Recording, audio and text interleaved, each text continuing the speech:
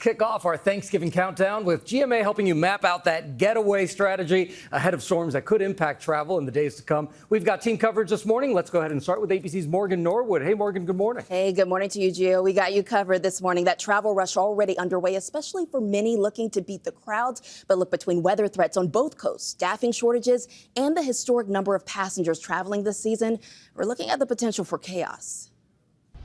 This morning, Americans on the move. AAA projecting nearly 80 million will travel more than 50 miles for the Thanksgiving holiday and what's expected to be the busiest ever.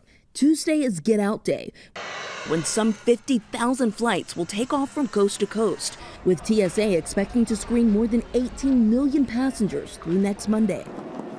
Some opting to head out now to avoid the crowds. I think getting home is important and just like get through the day and then you're home and it's fine.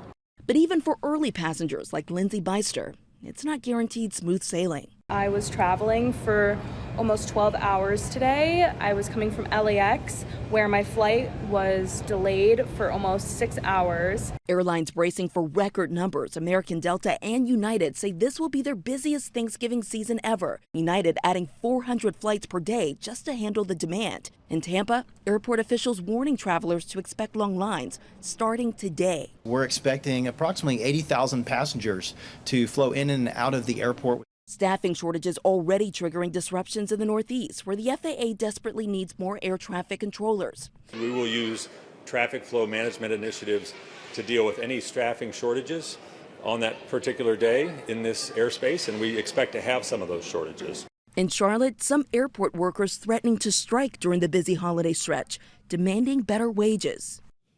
And if you're taking a road trip this Thanksgiving, like the majority of us, listen up, experts say it's actually best to leave out on Thanksgiving Day.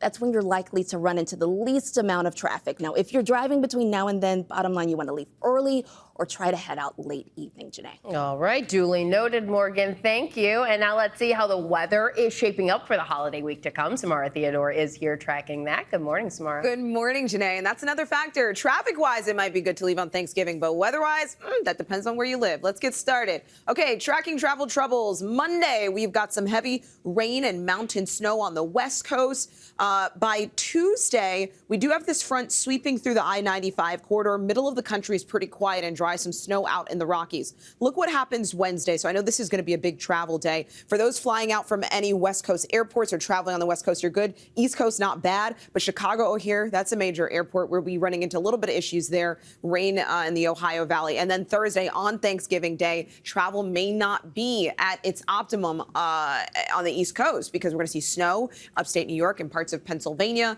And then that moves out by the end of Black Friday. It's also going to be cold. Oh, my goodness. Fargo, can we forego those temperatures? Friday, 0 degrees.